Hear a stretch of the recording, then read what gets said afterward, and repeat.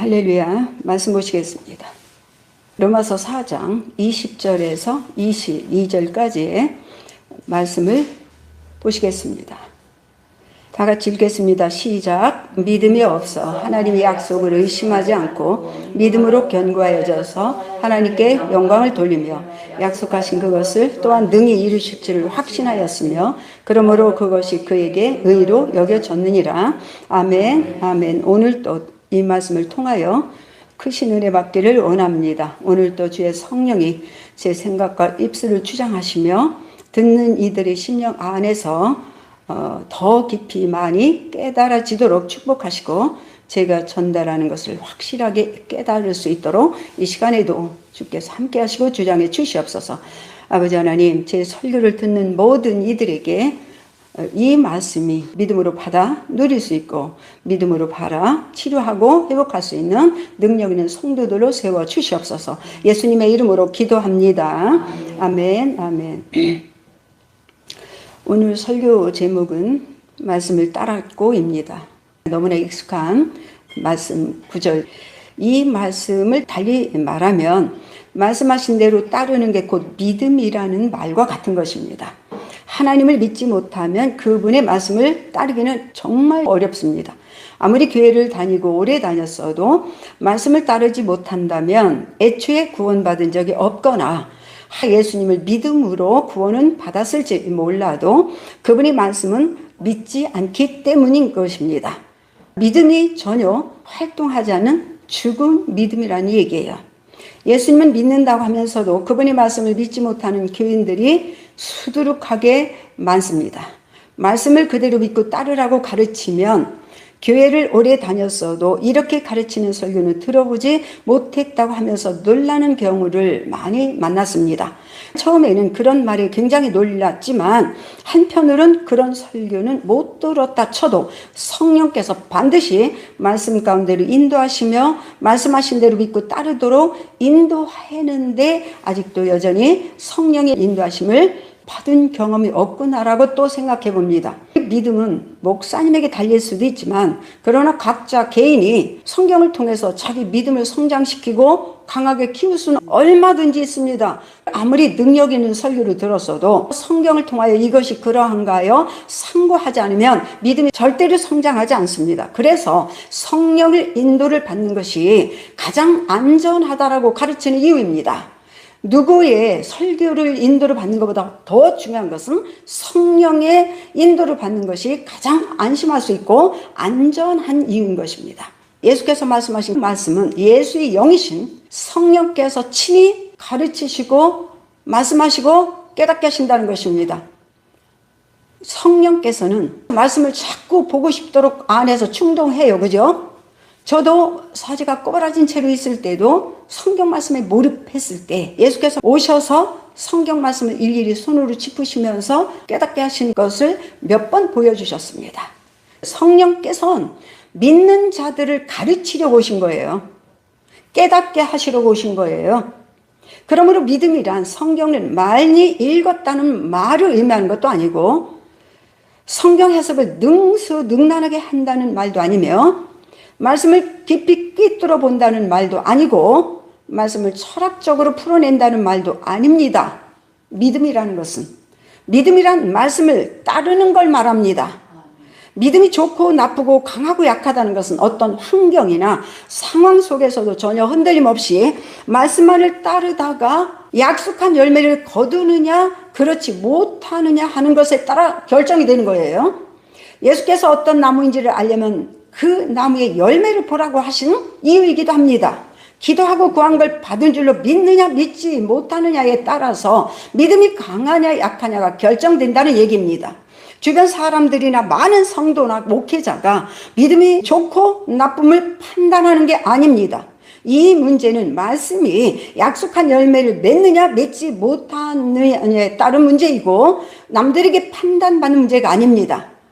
믿음이 강하고 성령의 인도하심을 따라 행하다가 귀신 들렸다고 핍박받는 일도 있고 교회에서 왕따 당하는 일도 있었어요. 그게 믿음이 나쁘다는 걸 증명하는 것도 아니고 믿음이 약하다는 걸 증명하는 거 아니에요. 그 행위가 누가 모든 성도가 아니 목회자가 믿음이 쟤 나빠, 쟤 가까이 하지 마 이렇게 한다고 되는 문제가 아니에요. 우리는 그를 통해서 성령이 역사하시는 능력으로 보증을 받는 것입니다. 믿음이 좋다 나쁘다 강하다 약하다는 건 자기 인격이나 명예나 자존감을 높여주는 체면에 세워주는 문제와 하등에 관련이 없습니다. 우리는 자기 스스로 믿음이 없다는 걸 너무나 잘 알고 있잖아요. 본문 내용처럼 바랄 수 없는 걸 바라게 하시는 말씀을 의심하지 않고 믿는 것이 믿음이 문제이고, 하나님께서 약속하셨으므로 약속하신 말씀을 능히 이루실 것 믿는 문제인 것입니다. 이 세상에서 해결할 수 없고 기대할 수 없는 수많은 문제가 있어서 무엇이든지 기도하고 구한 것을 받은 줄로 믿음은 이루어진다고 약속한 말씀을 따라서 문제가 해결되고 기도대로 응답되는 결과에 대한 문제인 것입니다. 사람들에게 믿음이 좋다고 칭찬을 들었어도 칭찬을 들은 것 말고는 하는 일마다 되는 일이 없다면 그 칭찬이 얼마나 창피하고 부끄럽겠습니까? 기도하고 응답받는 일로 모욕당하고 핍박당하더라도 하는 일마다 하나님이 응답해 주시고 편들어 주시고 응답하시고 작은 문제조차도 하나님께서 들으시고 응답하시는 것이 사람들에게 칭찬을 받는 것보다 훨씬 더 좋지 않겠어요? 그죠? 전 무지하게 욕을 많이 먹었어요. 믿음은 사람들에게 칭찬받으려는 것이 아니에요. 하나님이 약속하신 말씀을 따라 행하다가 약속한 말씀을 거두려는 일이에요. 말씀을 따르는 건 세상에서 바랄 수 없는 문제조차도 약속하신 말씀을 따르다가 원하는 결과를 얻는 문제인 것입니다. 그러므로 믿음이 좋다 나쁘다 강하다 약하다는 말에 자존심이 상할 문제가 아니라, 어떤 말을 들었든지 간에 내 스스로 생각하기에 믿음이 없는 내가 속 터지고 답답할 뿐이에요. 누가 나를 어떻게 판단하는 게 문제가 아니에요. 말씀을 따르지 못하고 믿음이 약하여 맨날 흔들거리는지는 본인이 너무나 다 잘 압니다. 말씀을 따르면 반드시 마음에 평안이 따릅니다. 이 평안이 모든 것을 얻을 수 있는, 예수 그리스도 안에서 준비한 모든 것을 얻을 수 있는 통로가 되는 거예요. 평안이 없는 곳에 역사가 없습니다. 평안이 없는 곳에서 응답은 불가능합니다. 그렇기 때문에 하나님 약속을 믿고 그리고 하나님을 첫째게 의지하는 사람에게 첫 번째 따르는 것은 평안입니다. 그러니까 잠 못 자던 자가 잠자고, 그리고 막 사람을 붙잡고 뭔가 나 좀 하소연하고 싶고, 그리고 내 속을 알아주는 사람 어떻게 만나려고 몸부림치는 이 모든 것은 마음에 평안이 없기 때문이고, 마음에 불안과 심란함과 걱정이 있기 때문입니다. 이것은 바로 하나님 말씀을 벗어났기 때문이고 성령의 인도하심을 벗어났기 때문입니다. 어떤 상황이 벌어져도 전혀 요동하지 않는 이 평안 말입니다. 그렇다면 믿거나 믿지 않거나 하는 문제는 순전히 본인의 선택이라는 사실입니다. 하나님은 믿으라고 요청하시지만 믿음을 강제하지 않습니다. 설교자도 믿음을 선택하도록 설교를 하지만 협박하면서 강압하지 않습니다. 말씀을 믿고 따르는 문제는 철저하게 본인이 선택하는 문제입니다. 다만 나는 하나님을 믿고 말씀을 따르기로 선택하고 말씀을 따르다가 어떤 결과를 얻었는지를 그침없이 내 간증을 통해서 전하고 있습니다. 그래서 나처럼 믿음을 선택하여 원하는 대로 열매를 거두도록 도와주려고 오늘 또 이 자리에 서서 설교를 하고 있는 것입니다. 주님이 약속한 말씀은 매우 구체적이지만 아주 단순합니다. 말씀을 따르면 어떤 결과가 나타나는지도 명확하고 분명하게 약속 안에 들어있습니다.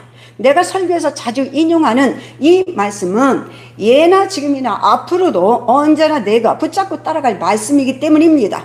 문제에 시달릴 때마다 이 말씀을 믿고 따랐습니다. 저는 무엇이든지 기도하고 구하는 것을 받은 줄로 믿으라, 그리하면 너에게 그대로 되리라는 마가복음 11장 24절의 말씀은 정말 나는, 그리고 여러분도 생명처럼 붙잡아야 안 붙잡아요? 정말 생명보다 더 강력하게 붙잡니다. 이 약속의 말씀은 한마디로 기도하고 구하는 것을 받은 줄로 믿으면 그대로 된다는 약속의 말씀이에요. 이 말씀을 벗어나서 하나님이 응답하시는 예는 없습니다. 이 말씀은 그대로 말씀 자체가 응답입니다. 말씀이 하라는 일에 충족시키면 됩니다.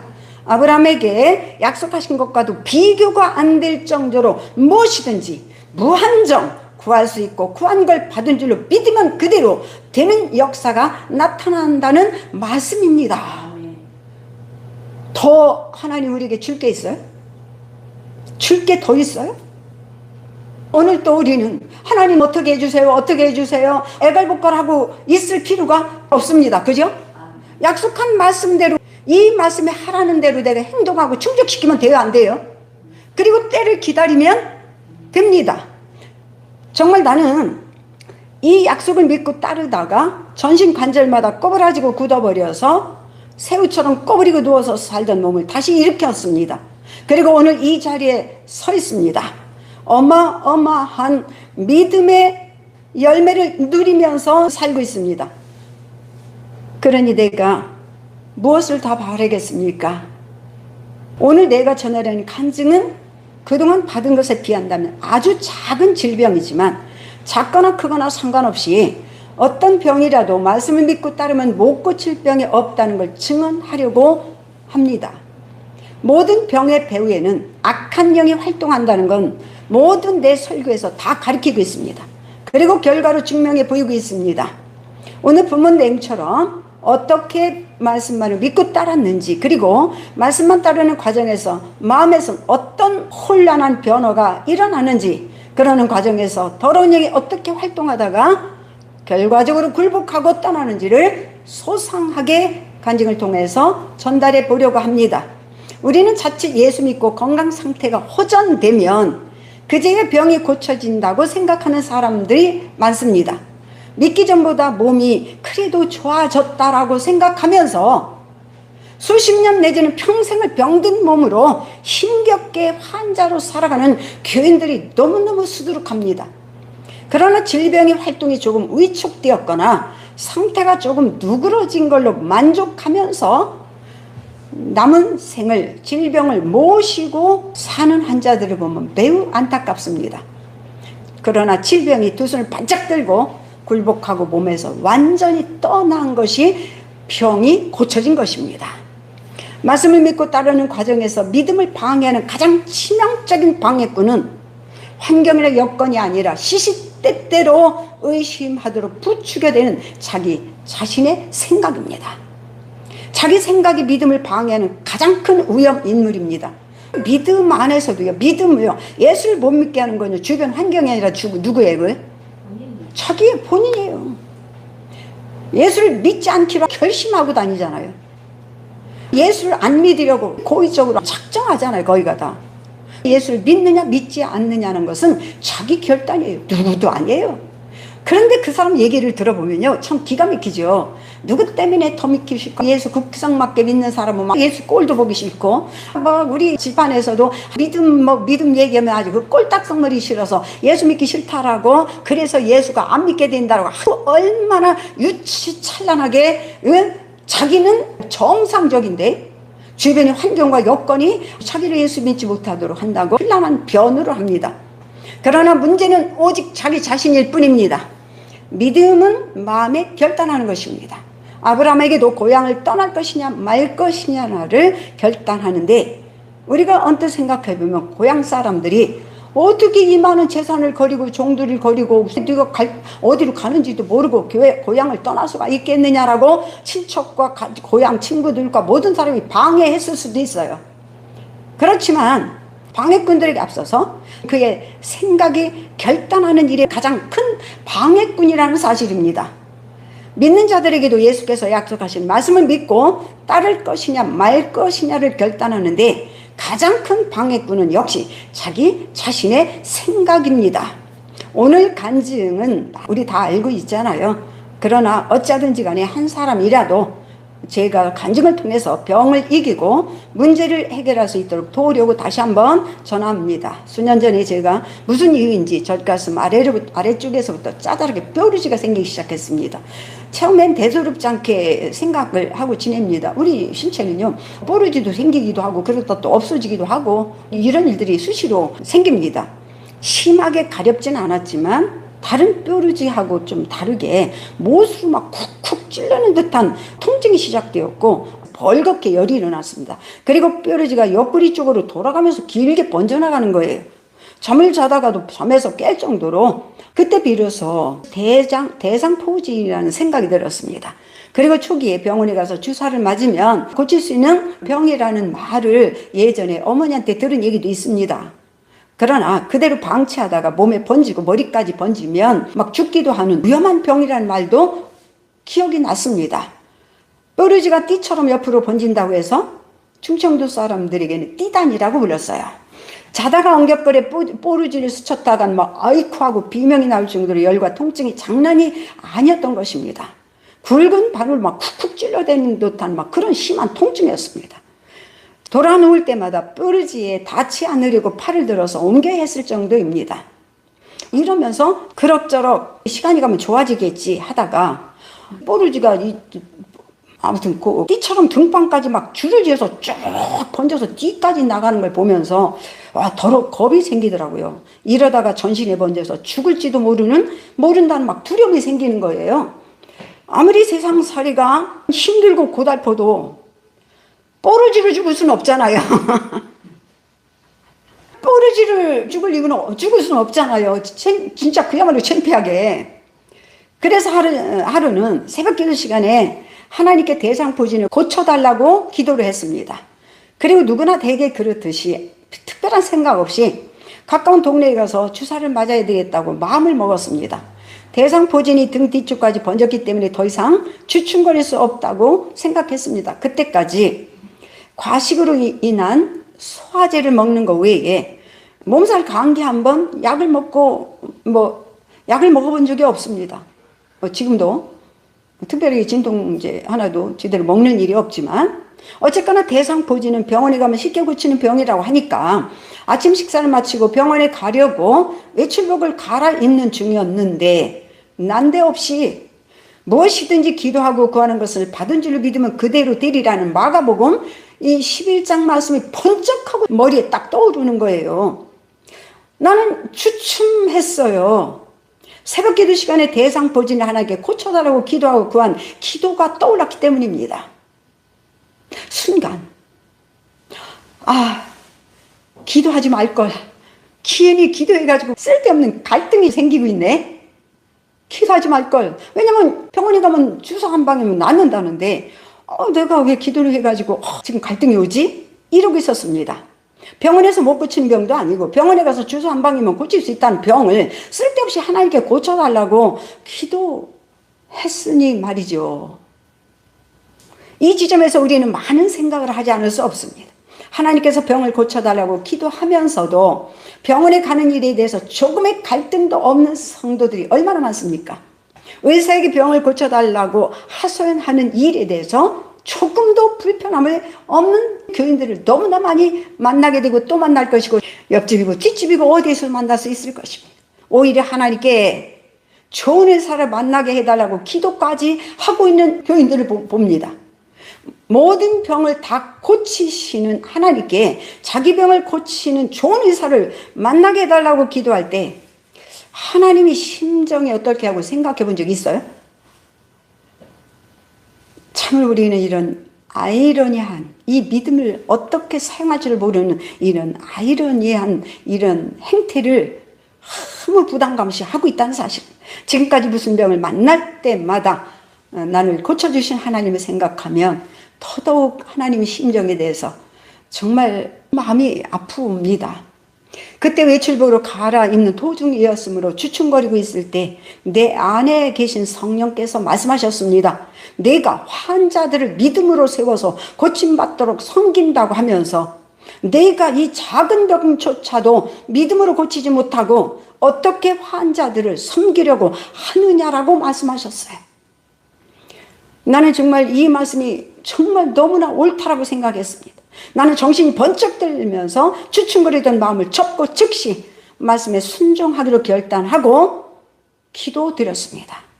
내가 새벽에 하나님께 고쳐달라고 기도하고 구한 것을 기도한 대로 고쳐진 걸 믿겠습니다. 할렐루야.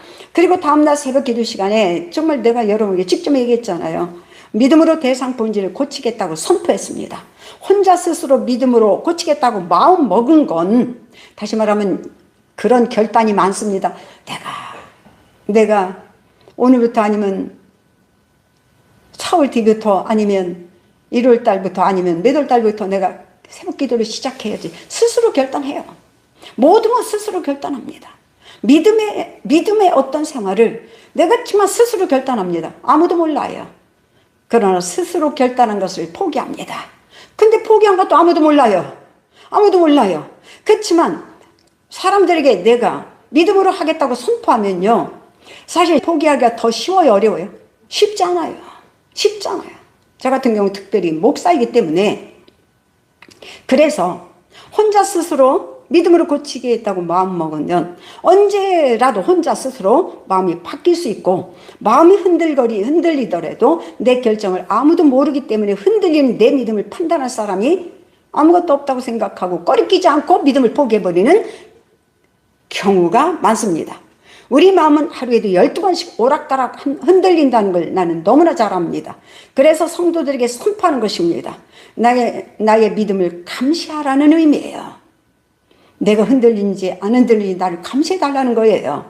왜냐하면 우리 마음은 그렇게 약해요, 안 약해요? 우리 마음은 약해요, 안 약해요? 그렇게 약해요. 약한 것을 다시 결단하고 다시 세우려면 체면이라는 것을 잡아야 돼요. 그죠? 내가 성도들이 이렇게 했는데 내가 체면상 어떻게 믿음을 놓을 수 있는가? 이런 체면, 내 자존심에 대한 부분이 같이 결탁해 주길 바란다는 것입니다. 내가 믿음으로 대상은 보진을 선포하겠다고 선포하면 내 선포를 들은 우리 성도들이 내가 정말로 믿음으로 대상 보진을 고치는지 두 눈을 부릅뜨고 지켜볼 것이기 때문입니다. 나는 믿음으로 대상 보진을 고칠 때니 지켜보라고 장담했습니다. 그런데 중요한 건 내 믿음이 결단해도 뽀르지는 조금도 위축되지 않고 오히려 점점 더 악화하고 있었다는 점입니다. 이게 문제입니다. 대개 환자가 이 고비에서 믿음을 놓고 개가 토했던 걸 다시 먹듯이 또 다시 세상으로 돌아가서 세상 치료를 또 헤매고 다닙니다. 너무나 어리석게도 만병을 고치시는 하나님께서 등을 돌려버리고 의사를 찾아가서 나 좀 고쳐달라고 매달립니다.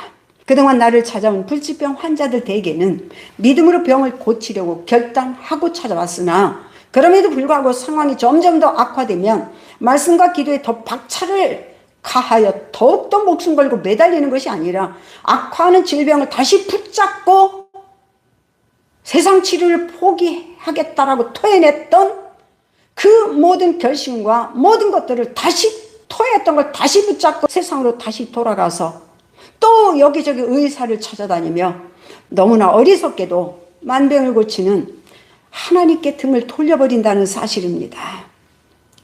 정말 믿음을 놔버리면 즉시 돌아오는 게 근심과 두려움과 염려예요. 두려움과 근심과 염려가 마음을 흔들어댑니다. 이거는 믿음이 없다는 아주 척결해요. 믿는 순간 두려움과 염려와 근심이 사라져버려요. 그리고 우리 안에 평안이 옵니다. 믿음은 생명이기 때문에 평안이 옵니다. 그 평안은 세상이 주는 것과 달라요. 어떤 상황에서도 폭풍 속에서도 평안을 누리는 평안입니다. 이것은 생명 안에 믿음 안에 있어요. 내가 억지로 노력하는 것이 아니에요. 내가 하나님의 약속한 말씀을 믿으면 그냥 평안은 내 안에 저절로 활동하시는 것입니다. 환자들 대개는 근심과 두려움에 휘둘리다가 말씀과 기도를 헌신짝 버리듯이 내팽개쳐 버립니다. 질병이 더 악화하더라도 조금의 흔들림도 없이 말씀과 기도를 따르는 환자는 거의 보지 못했습니다. 하나님은 말씀하신 대로 일하시는 분이십니다. 애걸복걸하는 눈물을 보고 응답하시는 것이 아니고 약속하신 말씀을 반드시 지키십니다. 내가 붙잡은 말씀은 역시 기도하고 구한 것을 받은 줄 믿으면 그대로 된다는 말씀입니다. 본문의 아브라함처럼 믿음이 없어 하나님의 약속을 의심하지 않았고 아무리 대상 보유진이 악화해도 병을 고침받았다는 믿음에는 조금도 흔들리지 않고 약속대로 이루어질 것을 믿었습니다. 나는 약속한 말씀을 믿고 입으로 시인하고 고백합니다. 이것은 사람 앞에서 하는 게 내가 혼자 하는 거예요. 혼자 하는 거예요. 악화하는 병에 한순간도 생각을 뺏기지 않으려고 혼자 있을 때도 믿음을 고백했고 말씀을 믿는다고 고백했습니다. 그러나 상황은 점점 더 악화되었습니다. 그야말로 등 뒤쪽까지 뾰루지가 띠처럼 번져서 꾹꾹 찔러대는 바람에 잠도 날이면 날마다 거의 자지 못했습니다. 이러다가 전신에 번져서 죽을지도 모른다는 두려운 생각이 하루에도 수없이 엄습했습니다.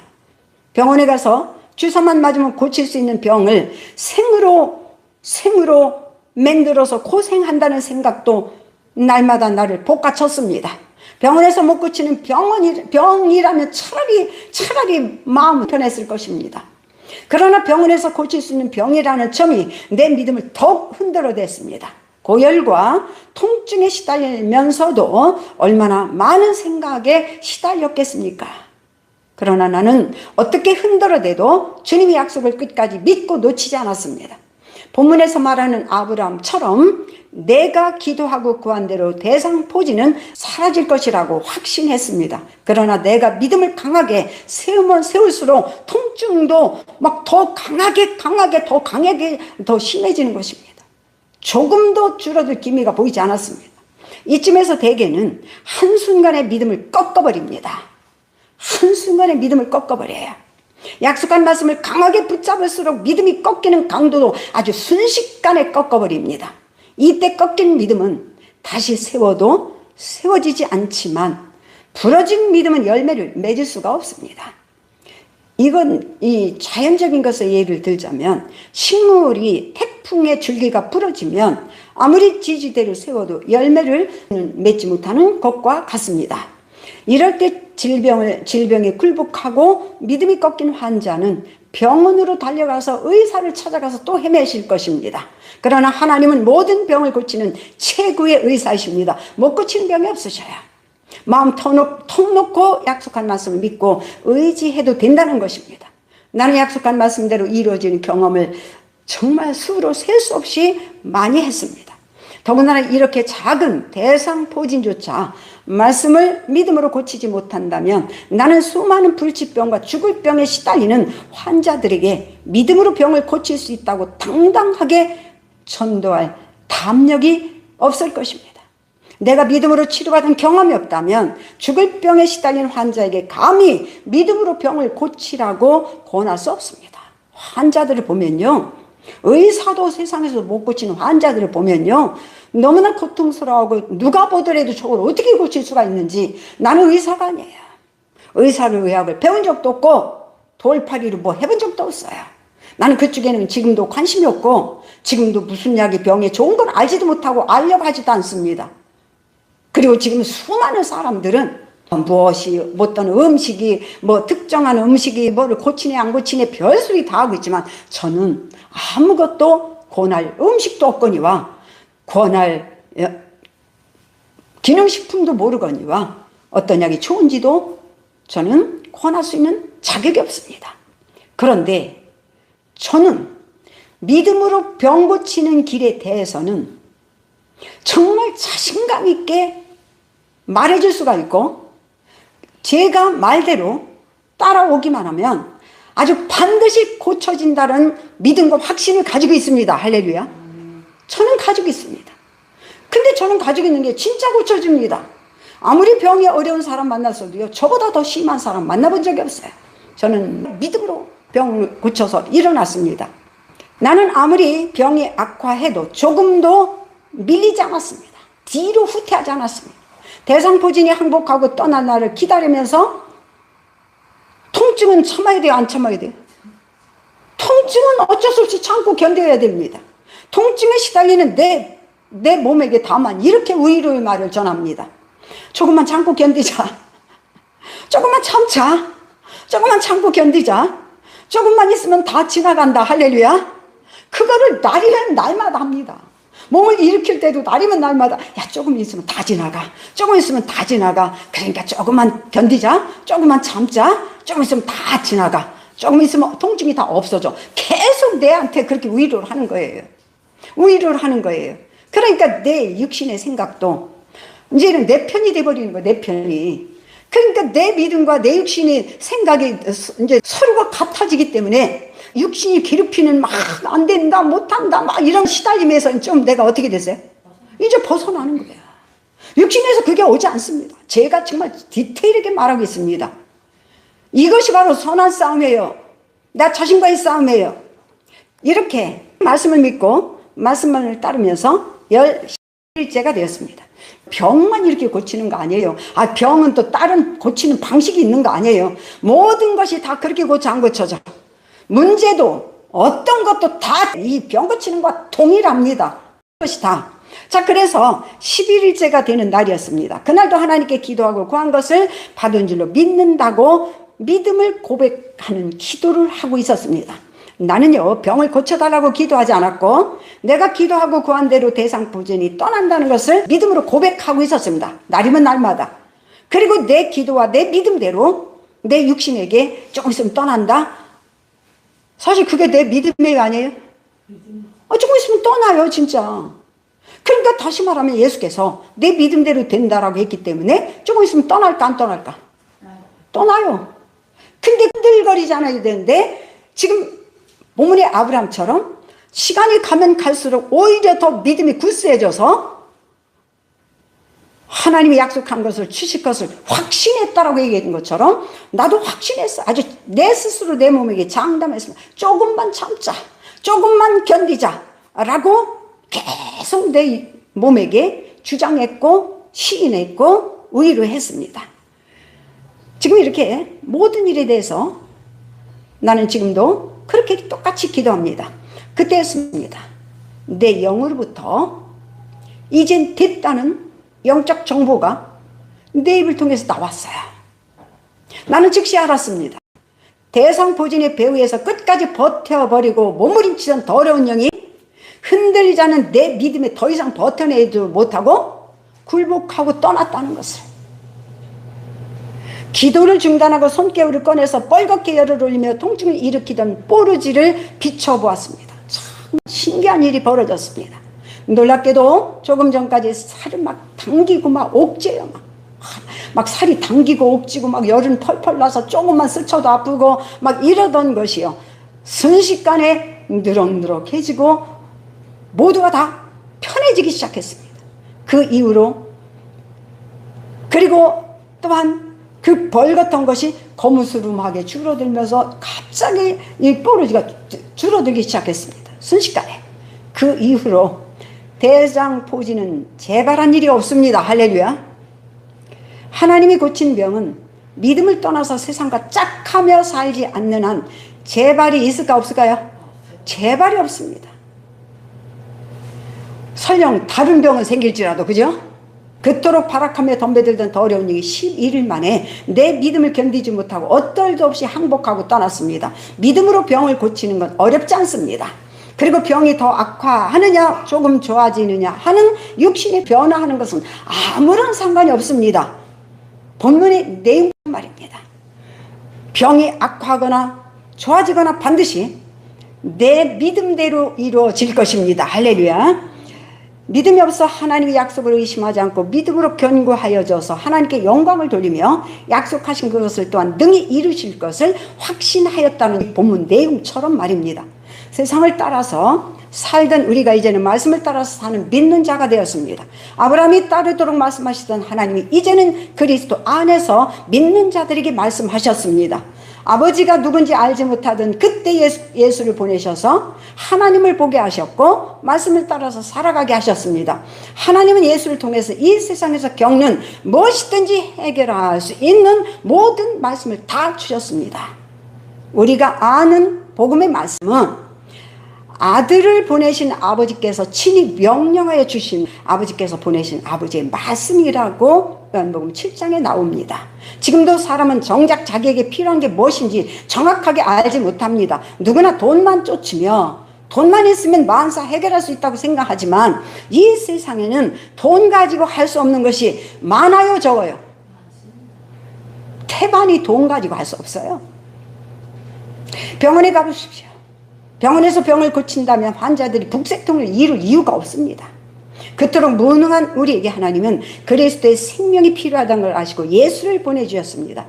오늘 말씀처럼 예수 그리스도 안에 모든 지혜와 지식이 다 들어있다.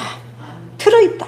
여기 지혜와 지식이라는 것은요, 내가 필요한 모든 것을 얻을 수 있는 그런 방법과 수단에 대해서 아는 것입니다.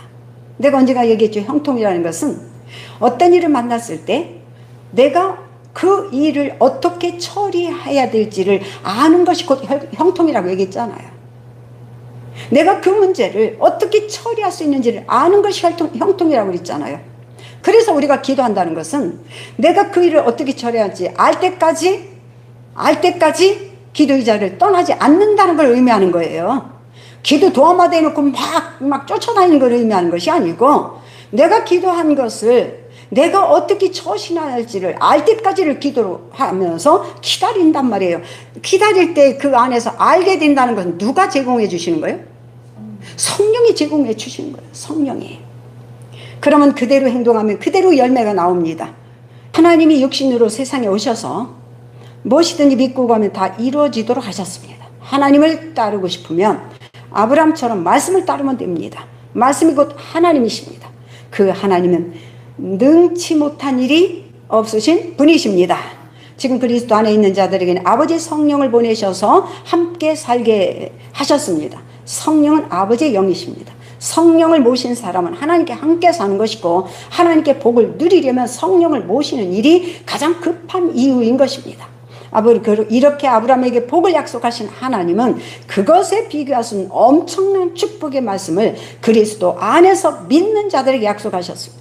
그것도 하나님께 복을 요청할 권리도 없는 마귀의 종을 타던 사람들에게 아들을 보내셔서 생명을 주시고 말씀을 주시고, 믿고 따르는 자들에게 세상을 이기고 문제를 이기고 질병을 이기고 환경을 이기고 역경을 이기고 오히려 마귀를 물리치고 다스리도록 하셨습니다.